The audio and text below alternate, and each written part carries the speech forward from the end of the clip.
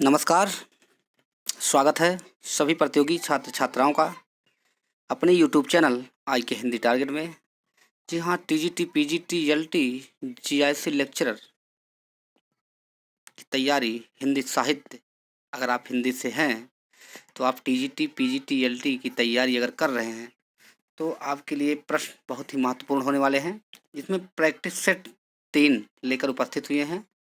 आपको 2 practice set करवा दिया गया है, जिसमें प्रत्येक प्रैक्टिस सेट में आपके 25 नंबर यानी 25 प्रश्न करवाए जा रहे हैं। तो 25 से 50 हुआ, पहले 25 हुआ, फिर 25 से 50 हुआ, अब आज 50 से 75 75 प्रश्न की तरफ चलते हैं और देखते हैं कौन कौन से प्रश्न रखे गए हैं जो सभी के सवालों के जवाब आपको मिलेंगे। तो चलिए बिना किसी देरी के आप लोग चैनल को सब्सक्राइब कर लीजिए अगर नए हैं तो, और लाइक कर दीजिए, बेल आइकन को भी प्रेस कर दीजिए। चलिए पहले प्रश्न की तरफ चलते हैं। प्रश्न आपके सामने आ चुका है। 51 से शुरू होगा प्रश्न। तो 51 प्रश्न यानी आज का पहला प्रश्न होगा, रसखान का मूल नाम है। जी हाँ, रसखान का मूल नाम है। तो रसखान का मूल नाम है सैयद गुलाम नबी, सैयद इब्राहिम खाने खाना और सैयद अली। तो रसखान का मूल नाम जो है आप देख सकते हैं, सैयद इब्राहिम इनका मूल नाम है। तो प्रश्न आपका विकल्प 2 सही होगा। 51 का 2 यानी सैयद इब्राहिम। सैयद गुलाम नबी आप जानते हैं इनको कहा जाता है, और खाने खाना रहीमदास कहा जाता है। 52 प्रश्न की तरफ चलते हैं। 52 क्या है, कामायनी के सर्गों का सही क्रम क्या होगा। कामायनी के सर्गों का सही क्रम क्या होगा। तो कामायनी में देखिए, चिंता श्रद्धा आशा काम, चिंता वासना श्रद्धा काम, चिंता ऑप्शन दिए हैं आपको। आपको इसमें आप एकदम बिल्कुल आपका दिमाग इसी में घूम जाएगा और आप कर नहीं पाएंगे। तो पहले आपको प्रश्नों को पढ़ना है। अगर आप पूरी तरह से कामायनी के सर्गों को जानते हैं तो उसको आप लिख लीजिए, तब उसको मिलाइए, ताकि आपकी एक एक प्रश्न बहुत ही महत्वपूर्ण रहेंगे। एक प्रश्न जाने से आप कितना पीछे चले जाएंगे, कई साल पीछे जा सकते हैं। इसलिए अगर आपको आ रहा है तो आप कामायनी में 15 सर्ग हैं, आप जानते हैं कितने सर्ग हैं, 15 सर्ग हैं। अब 15 सर्ग कौन है पहले आप जान लेते हैं। तो कामायनी का पहला सर्ग अंतिम है, पहला सर्ग चिंता है, अंतिम सर्ग आनंद है, 9वां सर्ग ईड़ा है। तो आपको याद अगर नहीं है तो याद कर लीजिए, चिंता आशा श्रद्धा काम वासना लज्जा कर्म ईर्ष्या ईड़ा स्वप्न संघर्ष निर्वेद दर्शन रहस्य, ये 15 आपके हैं।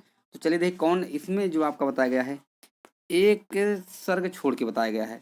यानी पहले चिंता तो इसमें भी है, चिंता इसमें भी है, चिंता इसमें, चिंता इसमें, यानी चारों ऑप्शन सही है। चिंता आशा श्रद्धा, श्रद्धा भी इसमें है, श्रद्धा भी इसमें है। ये इसमें श्रद्धा नहीं तो ये प्रश्न गलत हो गया।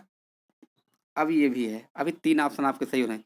चिंता आशा श्रद्धा एक को छोड़ के फिर श्रद्धा काम वासना, तो वासना इसमें भी है, वासना इसमें भी है, काम छोड़ दिया वासना किया गया है।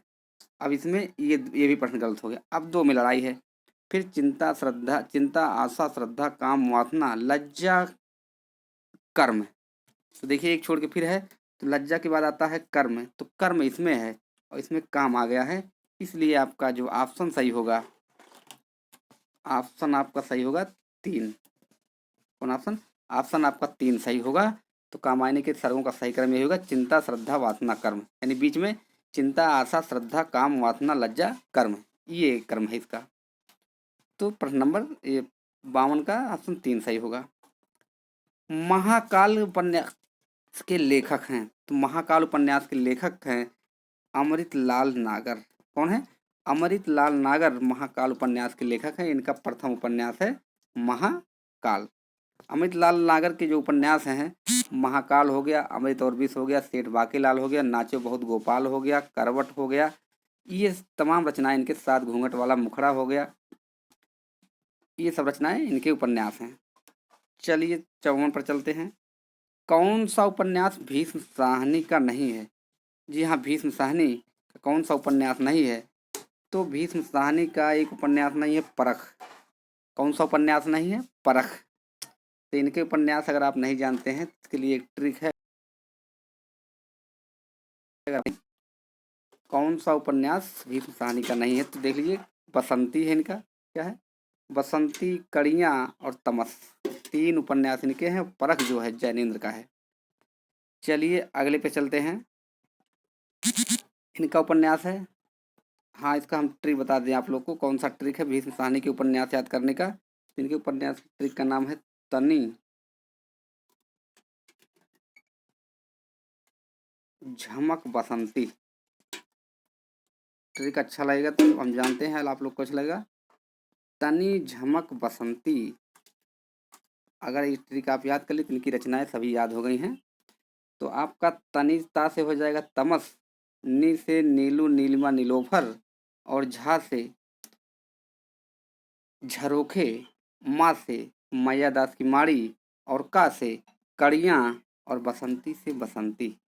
इनके उपन्यास ये हैं, तनी झमक बसंती। अगला प्रश्न चलते हैं 55। रतन जालपा किस उपन्यास का पात्र है या किस उपन्यास के पात्र हैं? रतन जालपा, जोहरा, ये सब किस उपन्यास के पात्र हैं? तो ये उपन्यास के पात्र हैं गबन के। किसके पात्र हैं? गबन के पात्र हैं। तो आपका ऑप्शन नंबर 2 सही होगा। गबन के पात्र हैं। गबन प्रेमचंद, गोदान प्रेमचंद, सेवा सदन, ये सब प्रेमचंद की रचनाएं हैं। प्रश्न बहुत ही मोस्ट आया है नीचे। कलाधर कलाधर उपनाम से लिखते थे। जी हाँ, ब्रज में लिखते थे, कलाधर उपनाम से लिखते थे जयप्रकाश, जयशंकर प्रसाद, जैनेन्द्र अज्ञे। तो जयशंकर प्रसाद का उपनाम कलाधर है और बचपन का नाम झारखंडी है। तो ऑप्शन आपका सही होगा दूसरा है, जयशंकर प्रसाद। गिरती दीवारें गर्म राख किसके उपन्यास हैं? तो गिरती दीवारें और गर्म राख, तो गर्म राख और गिरती दीवारें उपेंद्र नाथ अश्क। भाई जब आपके दीवार गिरेंगे तो आपके आंखों से अश्क मतलब आंसू आपके जरूर निकल जाएंगे। तो ये अश्क का है। धर्माधर्म शब्द में कौन सा समास है? धर्माधर्म, प्रश्नों को पहले ध्यान से पढ़िए फिर इसके बाद आप समास निकाल सकते हैं। तो देखो लिखा गया है धर्मा धर्म, जब इसको आप अलग करेंगे तो हो जाएगा धर्म और अधर्म। अब देख लिए कौन सा है, जहाँ एक दूसरे का विपरीतार्थक हो, विलोम शब्द होता है और वे द्वंद्व समास के उदाहरण होते हैं। तो आपका धर्माधर्म द्वंद्व समास। अगला प्रश्न, प्राकृत का पाणिन किसको कहा जाता है? प्राकृत का पाणिन, हिंदी का नहीं, संस्कृत का नहीं, प्राकृत का पाणिन किसे कहा जाता है? तो प्राकृत का पाणिन आपके सामने खड़े हुए हैं हेमचंद्र। हेमचंद्र, इनको प्राकृत का पाणिन कहा जाता है। और हिंदी के पाणिन में कुछ मतभेद है, कहीं कहीं कामता प्रसाद गुरु और किशोरीदास वाजपेयी दोनों आते हैं तो हिंदी के पाणिन में। तो प्राकृत के पाणिन हेमचंद हैं। हेमचंद के बारे में थोड़ा बता दें। हेमचंद के 2 शिष्य थे, रामचंद्र गुरचंद, दोनों ने मिलकर एक रचना का नाम लिखा था नाट्य दर्पण। 60 प्रश्न है। 60वां, क्रिया के मूल रूप को कहते हैं। तो क्रिया के मूल रूप को धातु कहते हैं, धातु को क्रिया कहते हैं, क्रिया को धातु कहते हैं। ये आप बिल्कुल जानते नहीं, आपका 1 नंबर जरूर आएगा।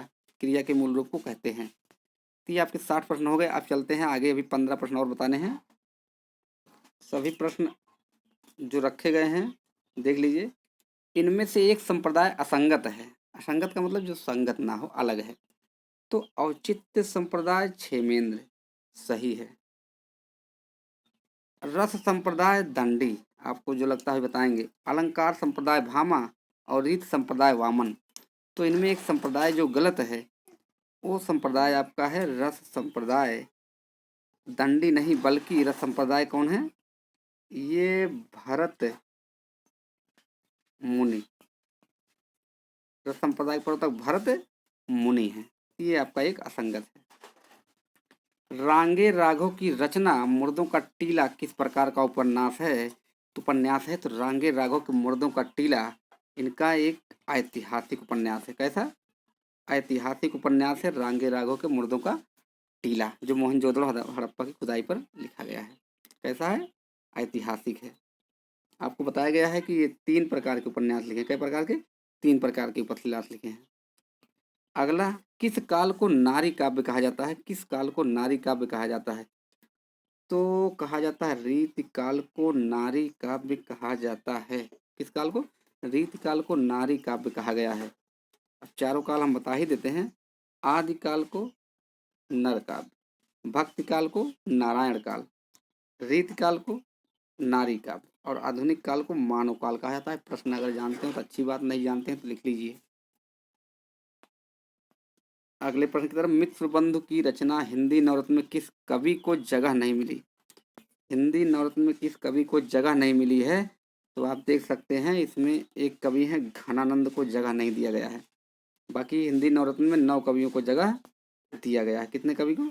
9 कवि को। केशवदास, सूरदास, चंद्रबरदाई, कबीरदास, बिहारी, चिंतामणि, ये इत्यादि सब हैं।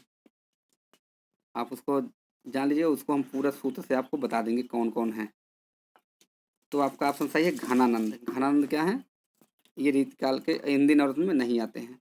बाल गंगाधर खेर की अध्यक्षता में राजभाषा आयोग का गठन कब किया गया? जी बीजी खेर या बाल गंगाधर खेर की अध्यक्षता में राजभाषा आयोग का गठन कब किया गया?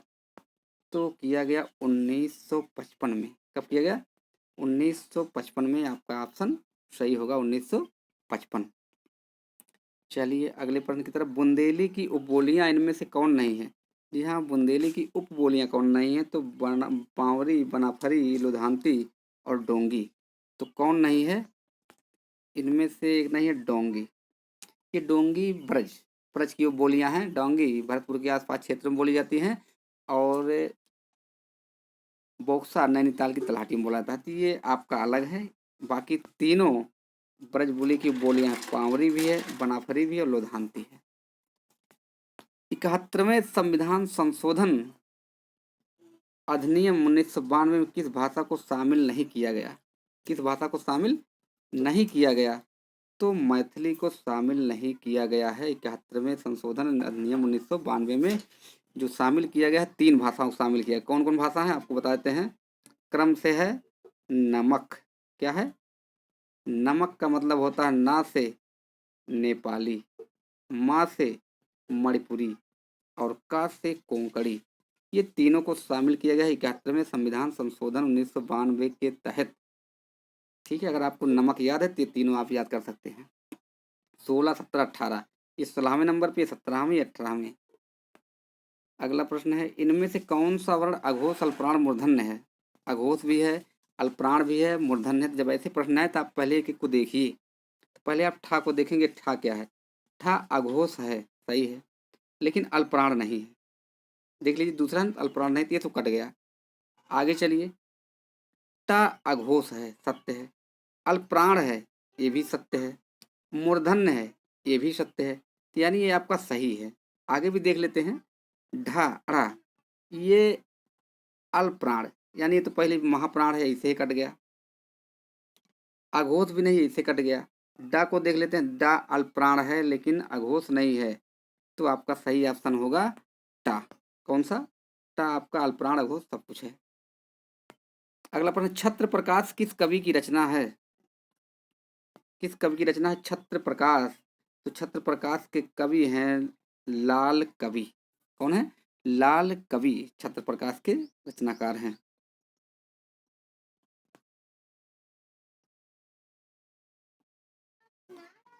चलिए आगे पर हम चलते हैं। इनमें से घनानंद की रचना कौन सी नहीं है? यह कौन सी नहीं है, बाकी आपको 3 याद कराने के लिए रखा गया है। कौन सी रचना नहीं है? इनकी रचना का नाम नहीं है बिरह वारिस।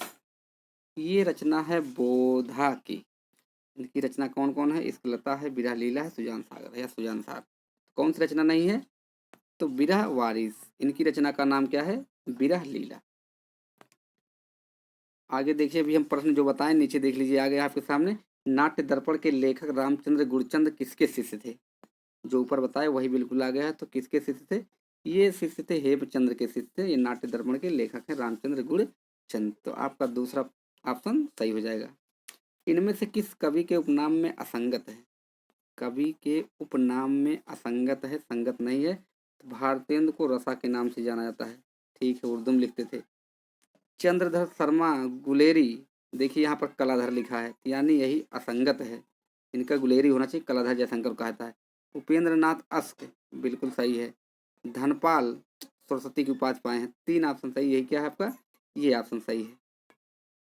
तो कौन एक उपनाम असंगत है? तो यही उपनाम असंगत बाकी सब संगत है। जयप्रकाश करदम की रचना छप्पर की विधा है। ध्यान से पढ़िए, छप्पर की दलित कहानी, दलित कविता, दलित उपन्यास, दलित आत्मकथा। तो ऐसे देंगे तो आप एकदम बिल्कुल घबरा जाएंगे। तो इनका है दलित उपन्यास। कौन सी रचना है? दलित उपन्यास विधा है। और देखते हैं, भरत मुनि ने अपने नाट्य शास्त्र में रसों की चर्चा किस अध्याय में की है? तो रसों की चर्चा किस अध्याय में की है? 5वें छठे में नहीं, इन्होंने किया है रसों की चर्चा 6वें और 7वें अध्याय में। रसों की चर्चा 6वें और 7वें अध्याय में इन्होंने किया है। अब चलते हैं आज के 75 प्रश्न पर। 75 क्या है? 75 आपके सामने रखा हुआ है। 75वां प्रश्न है, यशपाल की रचना झूठा सच कितने भागों में है? यशपाल की रचना झूठा सच 2 भागों में है। 2 भागों में 58 और 60 में लिखा गया है। यशपाल की रचना जो है उपन्यास है, 2 भागों में लिखा गया है। अब आपके हो गए प्रश्न 75 प्रश्न, यानी 25 प्रश्नों को हमने हल करा दिया। बहुत कम समय में आपको हल कराते हैं ताकि आपका समय जाया भी ना जाए। आप प्रश्नों को देखिए, अगर भूले भटके हैं तो आप बिल्कुल उसको रख लीजिए, याद कर लीजिए, लिख लीजिए, क्योंकि समय उसमें ज़्यादा लेने की कोई ज़रूरत नहीं है। बस आपको बताते चलें कौन किसका सही है। और इसी चैनल के माध्यम से शाम को 10 प्रश्नों की श्रृंखला दी जाती है, जिसमें सवाल हमारा और जवाब भी हमारा रहता है। तो आप अगर अभी तक नहीं जुड़े हैं तो जुड़ जाइए। तो आज के लिए इतना ही, फिर मिलते हैं नेक्स्ट डे। धन्यवाद।